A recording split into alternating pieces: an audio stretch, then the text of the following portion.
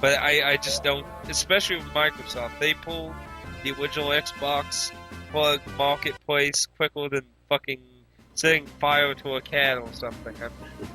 That I see no support in keeping the marketplace on the 360 alive longer than they see fit. So, I would, of course, at some point recommend making sure you download all your titles if you have a uninstalled in that, because I wouldn't put it past them. At some point they'll pull that damn plug and you'll never be able to re-download anything on the damn 360 again. Yeah. It would not surprise me at all. I hope Sony and Nintendo don't go down that path, but you know that there's no guarantee. Sadly, no guarantee. It's just pure trust, and I don't see a reason to really trust. But I just find it funny. It's like I don't know how they really want to break into the DLC market. People don't really want the DLC market. People want physical versions. Physical versions is what's holding the DLC versions to be cheaper. I mean, you can Soul Hackers you can get brand new for $23 on Amazon. The Shimigumi you can get 28. Wait, does it say 28? No, it's $20 new right now. So I was like, is that 8? No, it's like it's 0. And then you can get RC4 for $25. Not a huge difference in the price tag mainly, but it's still a drop off. You know, you get a physical version, a box copy, something that can go into multiple systems in case you have system failure. Like darn region lock, because that's 19 euros. That's just 19 euros. $25. And I swear that is why Nintendo is so behind the region locks so much recently. They want to stop because the American copies are cheaper than everything. I talked about in the Persona 4 Arena lockup video thing. Japan power for them we're cheapest, even though we have so many people bitching. It's like, oh, video games are too expensive here. It's like, wow, you should try living in Europe. They pay so many fucked up prices there. I feel so sorry for you guys sometimes. 40 euros for a normal 3DS game and 60 euros for a normal PlayStation 3 game. And indeed, if you we are already at the $80 mark for the PlayStation 3 here in Europe. Yeah, I don't know why they really feel like they so obligated to fuck you guys over so bad. I don't know. Does anyone really know why they do that? I've never heard of any legitimate excuse of why they do that. I do not know about how much percentage tax you have on games in the USA. It varies on where you live. And actually, you know, why on taxes? I participated in the Shimitense 4/Fire Emblem promotion they did in America, where you get 30 eShop dollars for free if you register both before the end of September, I believe. Which what was that? No, wait, that was a few months ago. That was a month or two ago. I don't know. It's past the day. It's no longer available. But I did it, and I was looking through the eShop shit, and I made one purchase. I still have some money left, but I made one purchase, and it was a game by level 5. And I am working up most questions for that. It was a Crimson something. It's a weird Dungeons and Dragons style dice game. It's very interesting style. A little less substance, more stylized. It very, like, the art style really reminds me of Bacon Story. But basically, what's really weird, like, have you ever been on the eShop on the 3DS? No. They do taxes on it. And that's very odd, because usually when you buy download games on most services, either A, the tax is all the way in, or B, which is more common, there aren't taxes.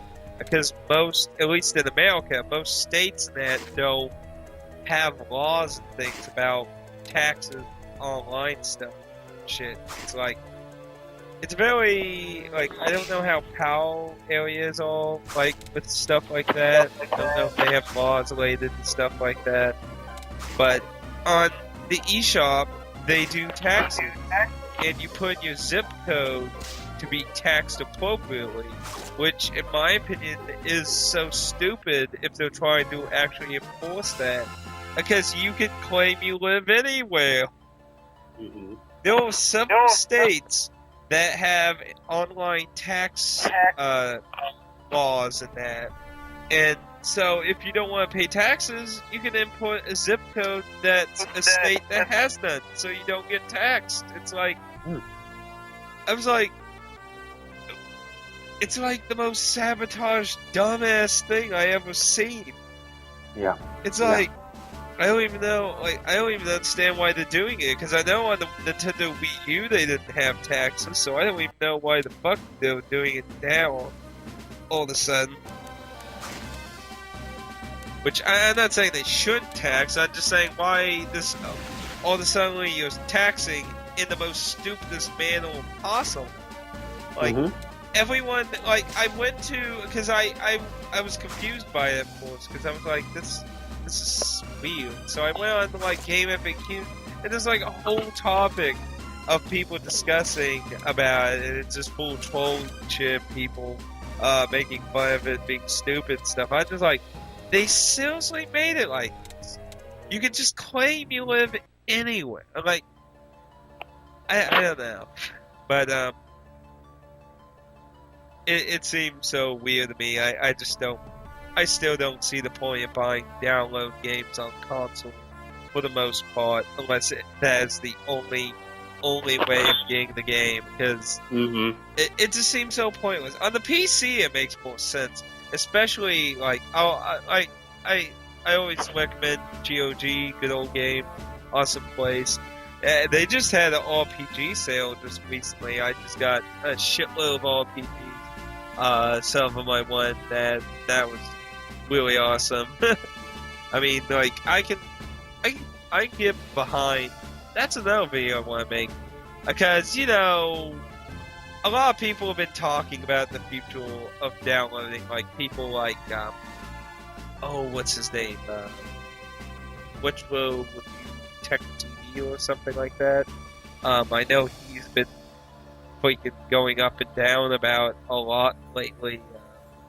I think it's called Review Tech TV.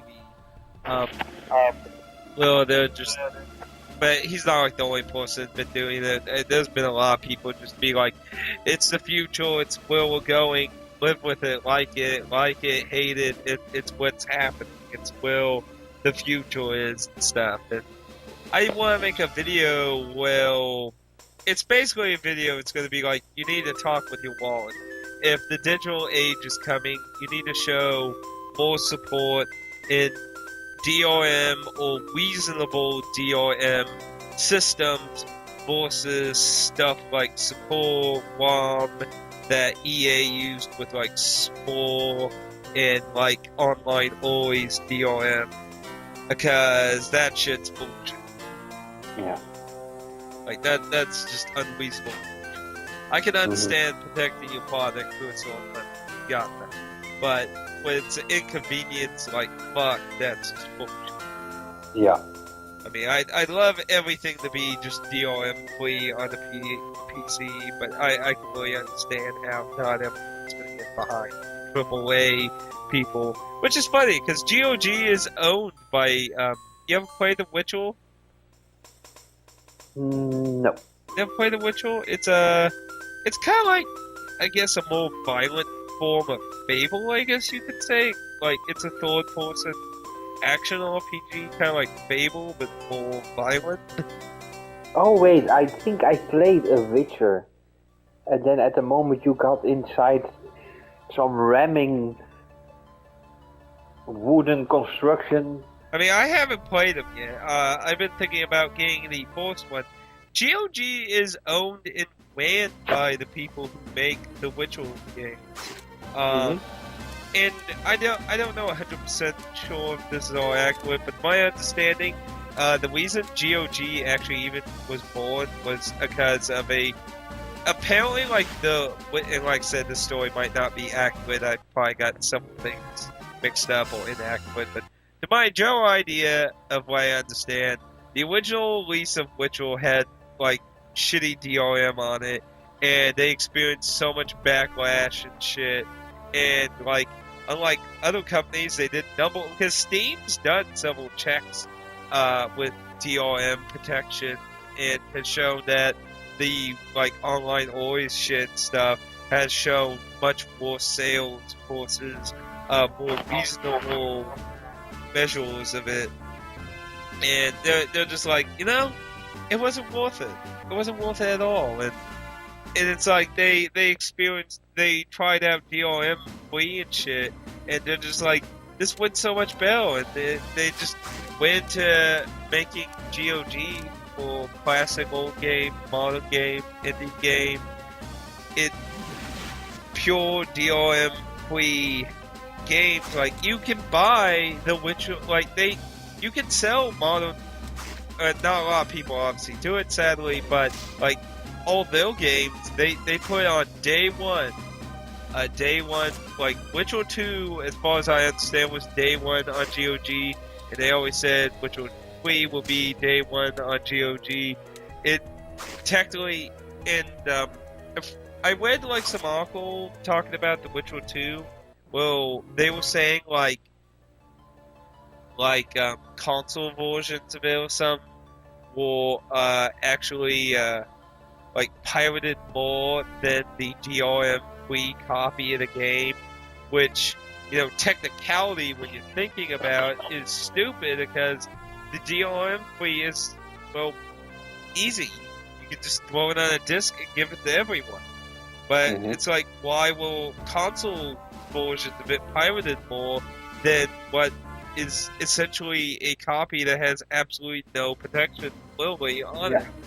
Yeah. And that went into a whole debate about talking about, like, how you got people out there that want to basically break the security of everything to show they won't put up with BS shit, and some people, it's like a challenge and stuff. And it was interesting, that, but in the end, they basically became very focused on just making enjoyable games that people can enjoy, and GOG has continued to do that with their own product and many other products from other people, indie developers, old games, and that. And, like, I think it's, like, hypocritical in a way for EA. Like, there were EA games on GOG, but they're only the dirt shit old games, like Ultima and that. And, you don't see, like, all their modern games on there. Oh, of course not. Why would they do that? Yeah. I feel like they only put the old games on it because they have this, like, mentality where it's like, well, it wouldn't sell anywhere else. Might as well throw it on there and make something off those old licenses. Let's grab every buck that we can make. Pretty much. Yeah. And it seems so hypocritical to me when they use GOG for the really old titles, but, they don't obviously support it really with anything else aside from shit that existed basically in the DOS and a little after the DOS age. Like Windows 95, 98 age, so. Yeah. But I think it's a really good site for download.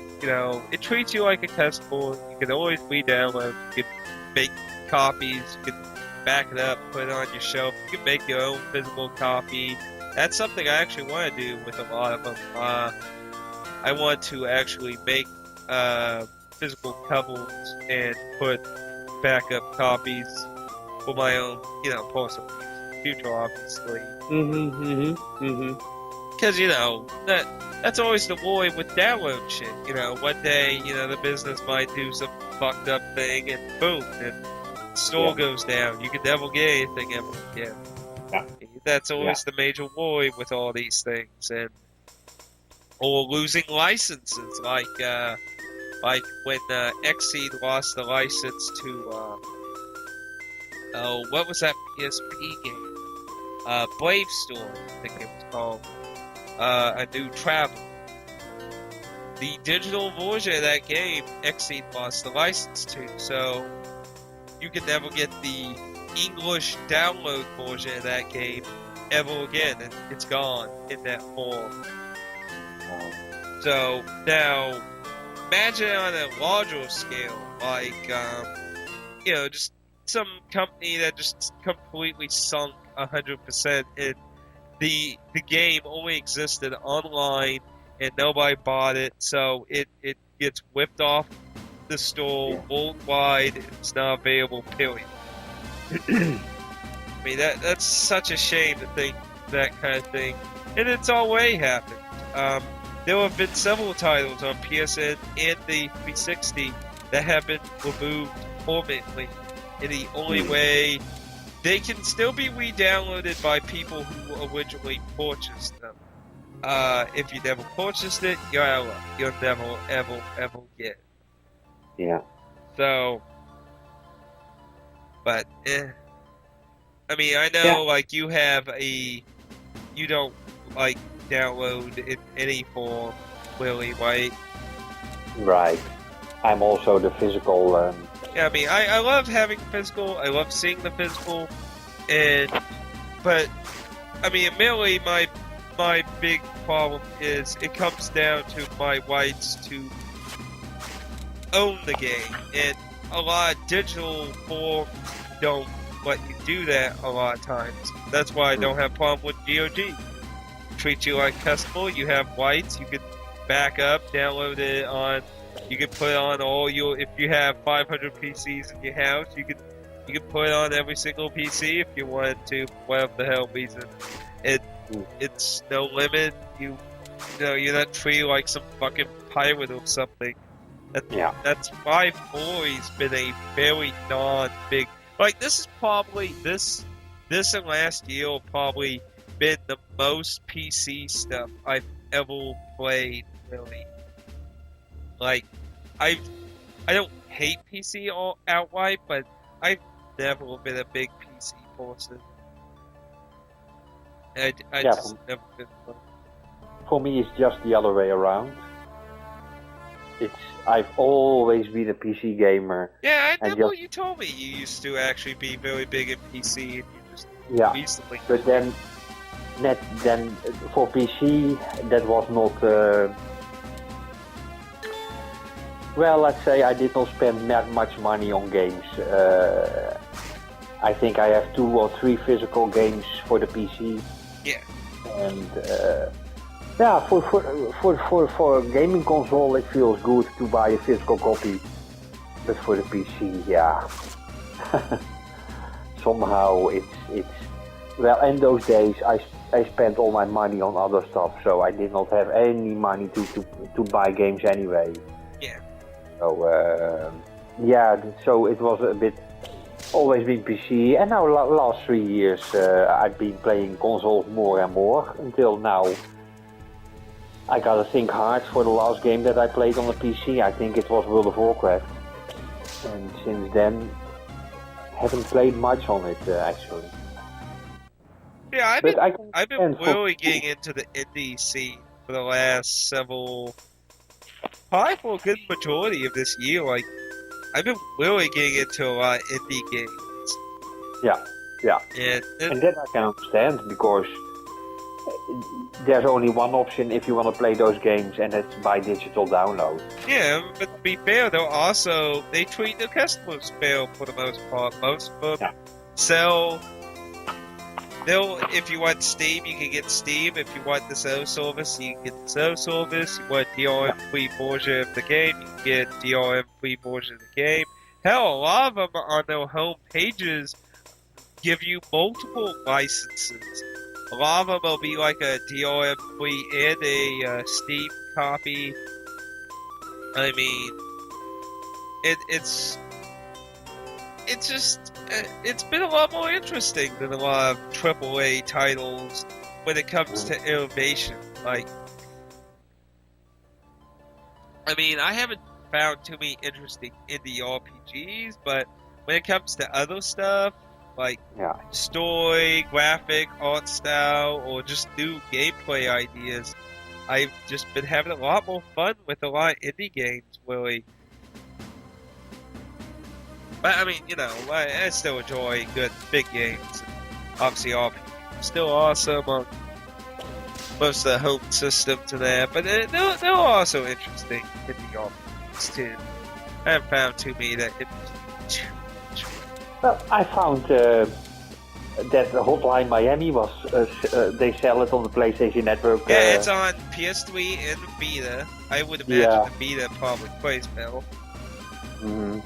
It's €7 or something, but it's absolutely not a game that I would have bought. Yeah, so if you don't like the kind of figure it out, you die and do it over again, punishment kind of thing, then yeah, it's not your type of game. If you've never been interested in like Dark Souls or Demon Souls, it's definitely probably not your type of game. Yeah. But I saw it in the list. I thought, hey, that's the game that Atticus has been playing. Yeah, I really like that. I have finished my Let's Play that. Those have been coming out for the last week, and that has been that was a very enjoyable title. It really has a very interesting story, art style. It is very violent and bloody looking. Not normally my thing, but it really does fit the really strange story. It fits it very well in my opinion, and I did enjoy several of the soundtracks.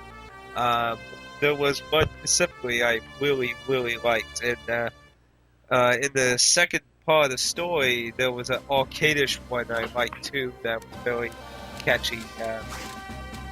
Overall, I thought it was just a really nicely done game. I mean, and it was just made by a small team of people. Yeah. And it's cheap as fuck. I mean, on GOG, let's see if I can find it. You can get for $9.99. That's $10.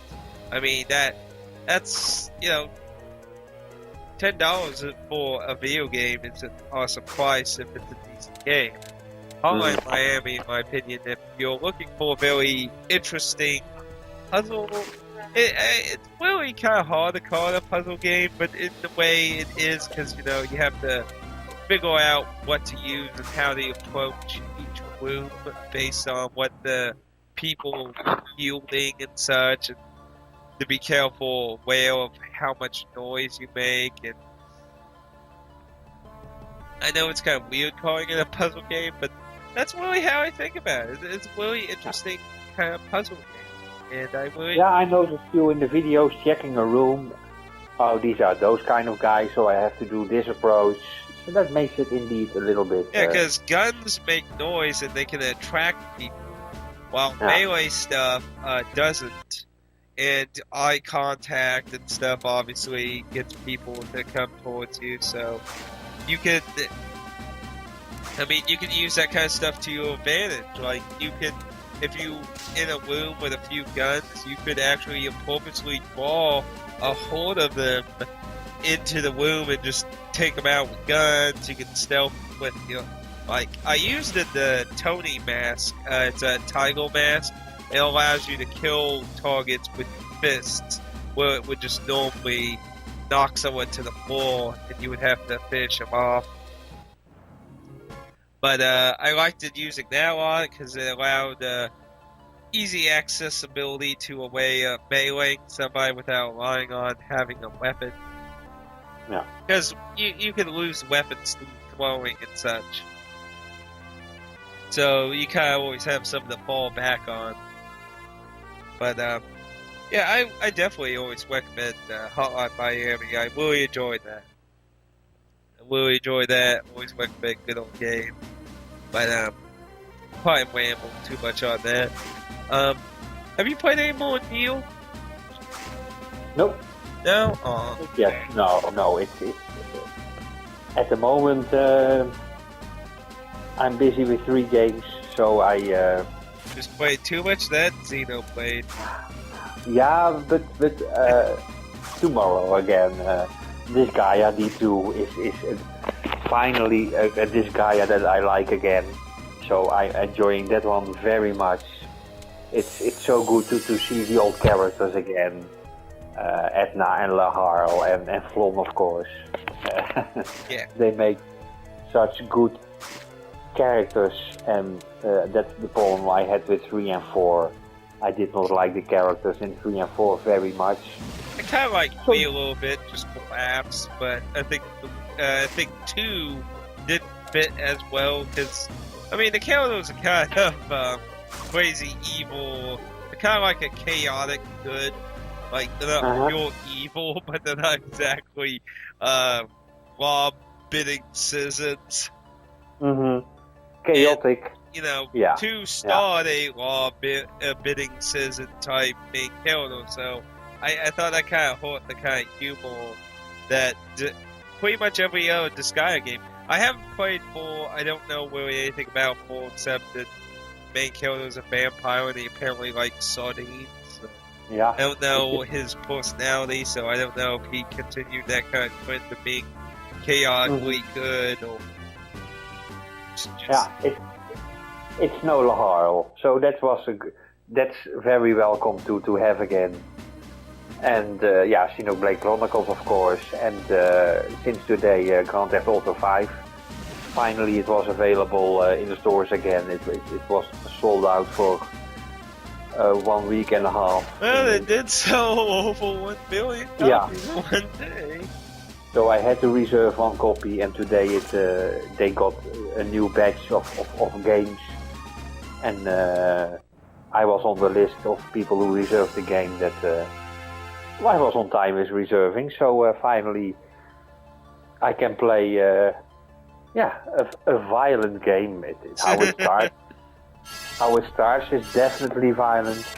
I don't know, has Rockstar ever made a non-violent game anywhere in their career in the last 10 years? Yeah, but it's a bit. I think, well, okay, this is maybe over the top, but okay, yeah. Then the game starts, and of course it's basically also a free world. So, and some people like to blow up other people in their free time, but that's not my way of playing GTA 5.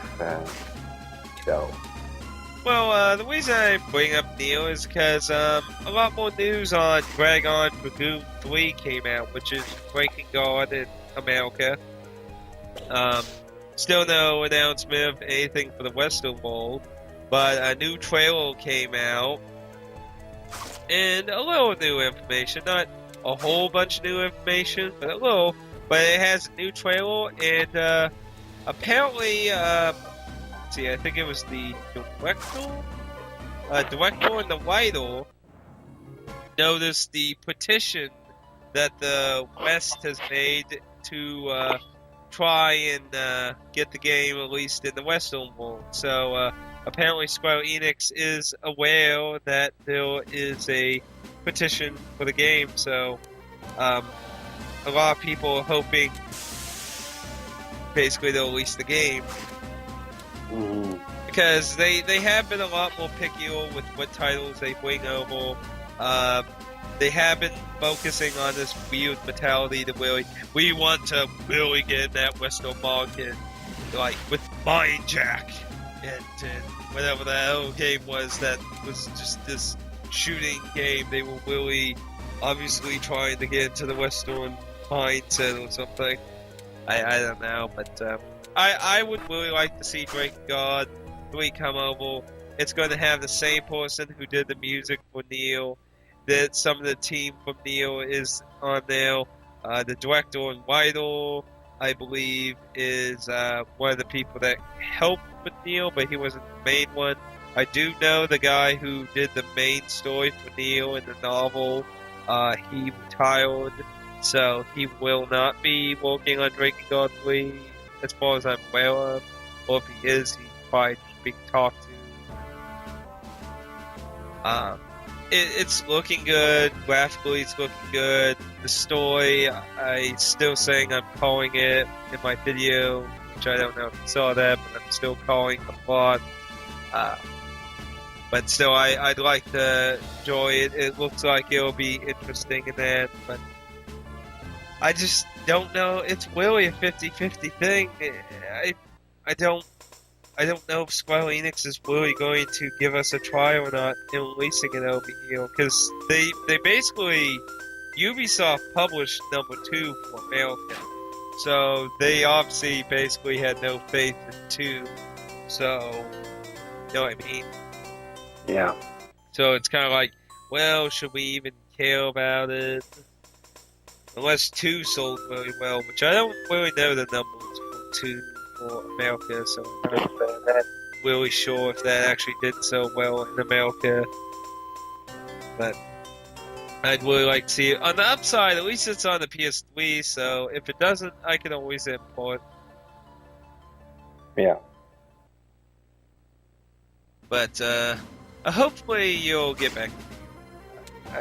I understand it's not really your type of game, but then again, I never imagined you playing GTA, so I have to call you're insane now. Yes, everyone, people don't play GTA the deal. Flag has been. No, I'm just kidding. No, don't do that. It's yeah, it's near, and yeah. So far, I battled some shadows, and then again shadows, and again shadows. I think, okay, haven't we seen enough shadows right now? The shadows are basically the only. I mean, you're only seeing the minor ones. There's tons of new forms of them, and they change as the game progresses. But they're the only monsters. They are the monsters. They're very story related. There is a principal part of the story why they are them. You gotta keep in mind that is our world, because the end of Breaking God, they break the dimensional hold in time. So you're in the remnants of like mankind after the final battle that Kaim had in Tokyo. It's been thousands of years since the fall of society. That's why when they say there used to be ancient technology that they were referring to our society as now. So, you know, we obviously don't have real monsters. So, so, but like I said, that's some in the story you would obviously get more after you finish the game. You know, I can't force you to play it, but I recommend playing it when you get more time. Yeah. Especially if you like the music, because it just only gets more kick-ass. Well, music does a lot of good in a lot of games. If the music is right. Actually, I was talking about the music in my video today this morning. Basically, it's made in multiple languages. Like, there's multiple languages of it. It's not just some made up crap or something. It is actual different languages being used in the different songs. So it's really interesting. And most of the songs were sung by the same person, so I can only imagine how hard that was. But don't really got too much else to talk about unless you got something else yourself. No, I think it's a good time for start playing, working on my gaming addiction again. Your gaming addiction. Hey, it could be worse. We could be those potheads out on the streets. That does cost a lot of money, and well, that money I need too much on buying new games. So, here's what I say in high school all the time: video games are my drug-free addiction.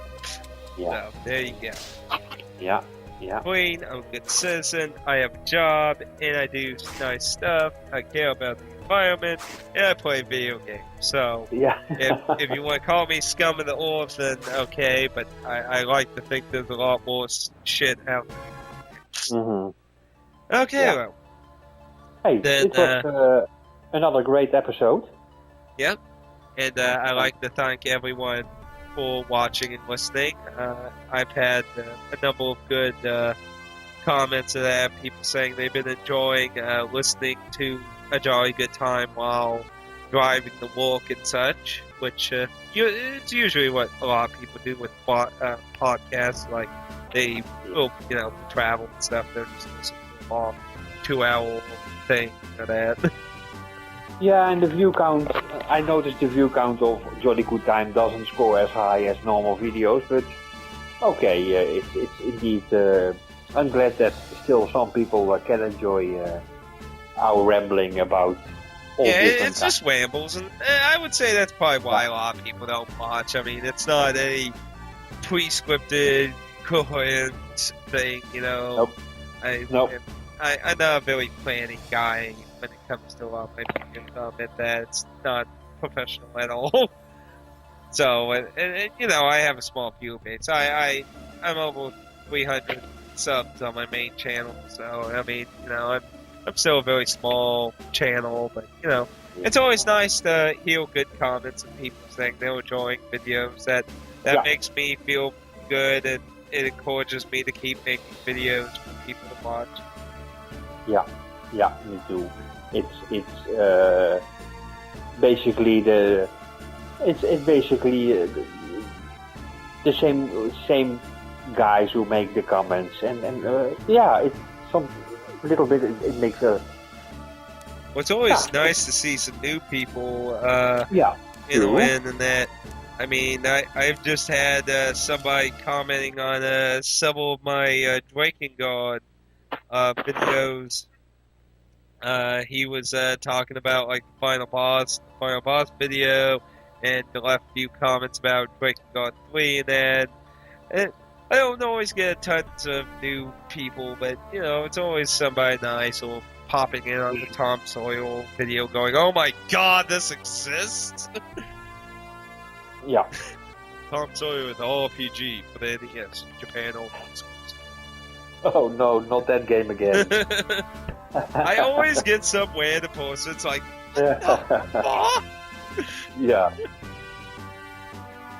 So I had a good time recording this new episode. Oh. And well, let's try upload the audio file to me tomorrow. And Okay. well, I promise each time I promise this time I'm gonna upload to my channel, but then we'll work it out tomorrow. Okay. Well, yeah. Thank you for everyone for listening, and I hope check you all out another time on A Jolly Good Time. Yeah. So see you next time. Bye bye.